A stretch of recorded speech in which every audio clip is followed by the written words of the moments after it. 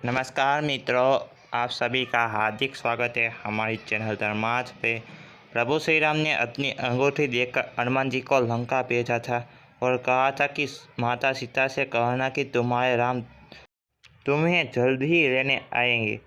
हनुमान जी को जब लंका जाना था तब जामवंत जी ने उन्हें उनकी शक्तियों से परिचित कराया और वे फिर वायु मार्ग से लंका के लिए निकले। लंका के मार्ग और लंका में उन्होंने कई पराक्रम भरे कार्य किए। आओ जानते हैं उन्हीं में से 9 प्रमुख कार्य। पहला, समुद्र लंघना और शूरसा से सामना। हनुमान जी ही जानते थे कि समुद्र को पार करते वक्त बाधाएं आएगी। सबसे पहले समुद्र पार करते समय रास्ते में उनका सामना शूरसा नामक की नाग माता से हुआ, जिसने राक्षसी का रूप धारण कर रखा था। शूरसा ने हनुमान जी को रोका और उन्हें खा जाने को कहा। समझाने पर जब वह नहीं मानी तब हनुमान ने कहा कि अच्छा ठीक है, मुझे खा लो। जैसे ही शूरसा उन्हें निगलने के लिए मुंह फैलाने लगी तो हनुमान जी भी अपने शरीर को बढ़ाने लगे। जैसे जैसे शूरसा अपना मुंह बढ़ाती जाती थी वैसे वैसे हनुमान जी अपना शरीर बढ़ाते जाते थे। बाद में हनुमान जी ने अचानक ही अपना शरीर बहुत छोटा कर लिया और शूरसा के मुंह में प्रवेश करके तुरंत ही बाहर निकल आए। हनुमान जी की बुद्धिमानी से शूरसा ने प्रसन्न होकर उनको आशीर्वाद दिया तथा उनकी सफलता की कामना की। दूसरा, राक्षसी माया का वध। समुद्र में एक राक्षसी रहती थी। वह माया करके आकाश में उड़ते हुए पक्षियों को पकड़ लेती थी। आकाश में जो जीव जंतु उड़ा करते थे वह जल में उनकी परछाई देखकर अपनी माया से उनको निगल जाती थी। हनुमान जी ने उसका छल जानकर उसका वध कर दिया। तीसरा, विभीषण से मुलाकात। जब हनुमान जी सीता माता को ढूंढते ढूंढते विभीषण के महल में चले जाते, विभीषण के महल पर वे राम का चिन्ह अंकित देखकर प्रसन्न हो जाते। वहाँ उनकी मुलाकात विभीषण से होती है। विभीषण उनसे उनका परिचय पूछते तो और वे खुद को रघुनाथ का भक्त बताते हैं। हनुमान और विभीषण का लंबा संवाद होता है और हनुमान जी जान जाते हैं कि यह काम का व्यक्ति है। वे विभीषण को श्री राम से मिलाने का वचन दे देते हैं। 4, सीता माता का शोक निवारण। लंका में घुसते ही उनका सामना लंकिनी और अन्य राक्षसों से हुआ, जिनका वध करके वे आगे बढ़े। वे सीता माता की खोज करते हुए रावण के महल में भी घुस गए, जहाँ रावण सो रहा था। आगे वे खोज करते हुए अशोक वाटिका में पहुंच गए। हनुमान जी के अशोक वाटिका में सीता माता से मुलाकात की और उन्हें राम की अंगूठी देकर उनके शोक का निवारण किया।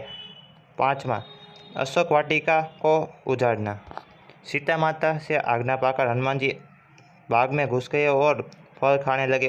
उन्होंने अशोक वाटिका के बहुत से फल खाए और वृक्षों को तोड़ने लगे। वहाँ बहुत से राक्षस रखवाले थे। उनमें से कुछ को मार डाला और कुछ ने अपनी जान बचाकर रावण के समक्ष उपस्थित होकर उत्पाती वानर की खबर दी। 6, अक्षय कुमार का वध। फिर रावण ने अपने पुत्र अक्षय कुमार को भेजा। वह असंख्य श्रेष्ठ योद्धाओं के साथ हनुमान जी को मारने चला गया और उसे आते देखकर हनुमान जी ने एक वृक्ष के हाथ लेकर ललकारा और उन्होंने अक्षय कुमार सहित सभी को मारकर बड़े जोर से गर्जना की। 7वां, मेघनाद से युद्ध। पुत्र अक्षय का वध हो गया। यह सुनकर रावण क्रोधित हो उठा और उसने अपने बलवान पुत्र मेघनाद को भेजा। उससे कहा कि उस दुष्ट को मारना नहीं, उसे बांध लाना। उस बंदर को देखा जाए कि कहाँ का है। हनुमान जी ने देखा कि अब की बार भयानक योद्धा आया है। मेघनाद तुरंत ही समझ गया कि यह कोई मामूली वानर नहीं है, तो उसने ब्रह्मास्त्र का प्रयोग किया। तब हनुमान जी ने मन में विचार किया कि यदि ब्रह्मास्त्र को नहीं मानता हूँ तो उसकी अपार महिमा मिट जाएगी।